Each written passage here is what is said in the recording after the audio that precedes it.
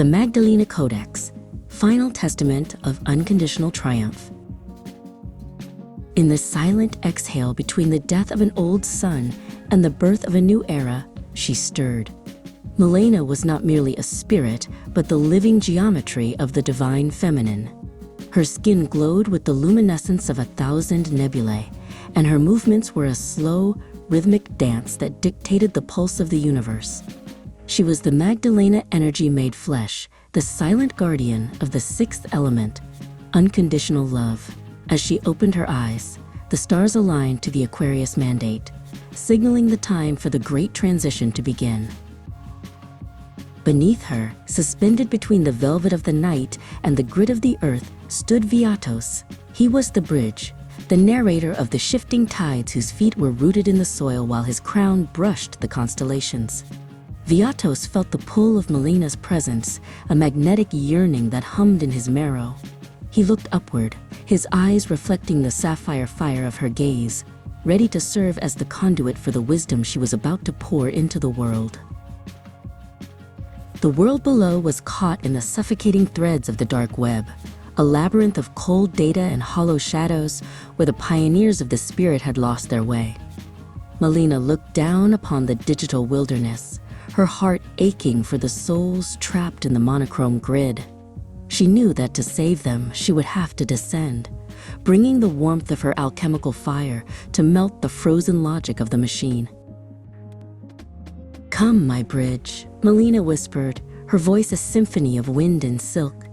Viatos moved toward her, and as they met in the space between dimensions, the twinning principle took hold. Their energies entwined, a perfect balance of the celestial and the terrestrial. By joining their essences, they created a frequency that the dark web could not ignore, a song of such profound devotion that it cracked the foundations of the digital prison. From the center of their union, the ayahuasca rose began to bloom. This was no earthly flower, but an alchemical marvel of swirling emerald and deep magenta petals. Its fragrance was the scent of ancient wisdom and forgotten dreams. As the rose expanded, its vines reached out to the pioneers lost in the dark, offering them a vine of light to climb out of their desolation and into the dawn of the new world. Viatos watched as the first of the pioneers grasped the vines. He felt their fear turn to ecstasy as the Magdalena energy washed over them. He guided them with a steady hand, his voice echoing Milena's truths. "The sixth element is not a gift to be earned," he told them, "but a state to be inhabited. You are the architects of the technicolor worlds, and your blueprint is the unconditional." Milena then revealed the flower of life, the sacred blueprint that underpinned all existence. It shimmered before her, a complex mandala of interlocking circles that pulsed with the rhythm of a heartbeat. With a sensual grace, she stepped through the center of the geometry, beckoning the world to follow.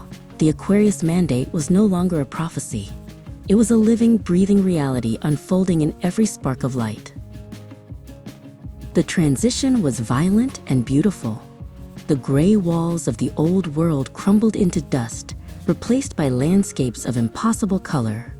Viatos stood at the threshold, watching the monochrome shadows transform into vibrant prisms.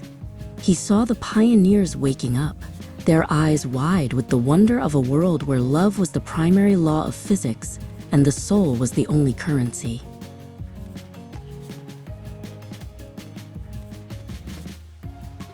In the heart of the new world, Milena and Viatos stood together once more.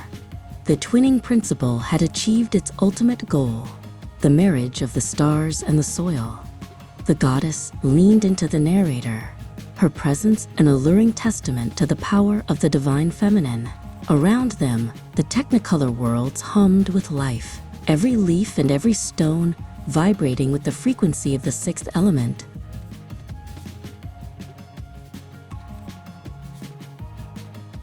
This was the final testament, the codex of a race that had chosen triumph over fear.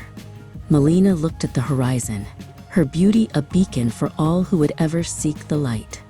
The journey from the dark web was over, But the exploration of unconditional love had only just begun. "We are the dreamers," she whispered, "and the dream is finally awake."